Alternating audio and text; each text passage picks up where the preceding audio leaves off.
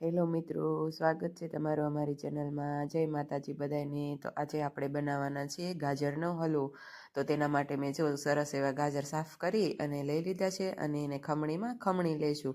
અને પછી આપણે જો કઢાઈ મૂકી છે અને એમાં 2 ચમચી જેટલું ઘી નાખ્યું છે અને ઘી ગરમ થાય એટલે એમાં આપણે ગાજરનું ખમણ ઉમેરી દઈશું। અને ગાજરનું ખમણ પહેલાં આપણે ઘીમાં શેકીએ તો એનો સ્વાદ સરસ આવતો હોય છે હલવાનો।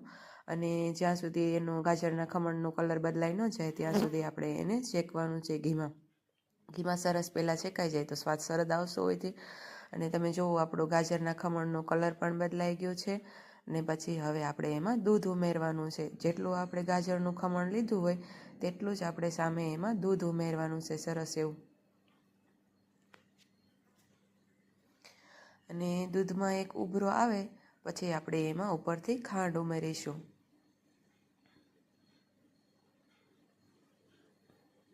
અને તમે જુઓ હવે એમાં દૂધમાં ઉંબરો આવવા લાગ્યો છે તો હવે આપણે એમાં ખાંડ ઉમેરી દઈશું।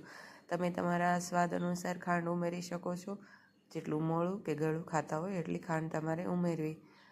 અને ઉપરથી આપણે હવે એમાં ડ્રાયફ્રૂટ ઉમેરી દઈશું। તમે તમારી મનપસંદ પ્રમાણે ડ્રાયફ્રૂટ ઉમેરી શકો છો। મેં કાજુ બદામ અને સૂકા કોપરાનું ખમણ ઉમેર્યું છે અને સાથે એલચીનો પાવડર પણ ઉમેર્યો છે।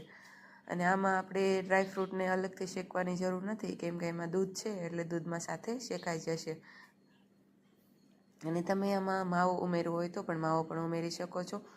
માવાથી વધારે સ્વાદ સરસ આવતો હોય છે અને દૂધ છે એટલે માવા જેવો સ્વાદ આવશે એમાં।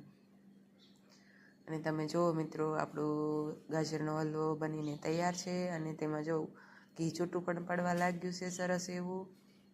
અને આનો સ્વાદ પણ સરસ આવતો હોય છે ગાજરનો। અને અત્યારે શિયાળાની ઋતુમાં તો ગાજર સરસ એવા મળતા હોય છે। તો તમે જુઓ આપણો ગાજરનો હલવો બનીને તૈયાર છે સરસ એવો। તો મિત્રો વિડીયો ગમે તો લાઈક કરજો, શેર કરજો અને સબસ્ક્રાઈબ કરજો, સપોર્ટ કરતા રહેજો।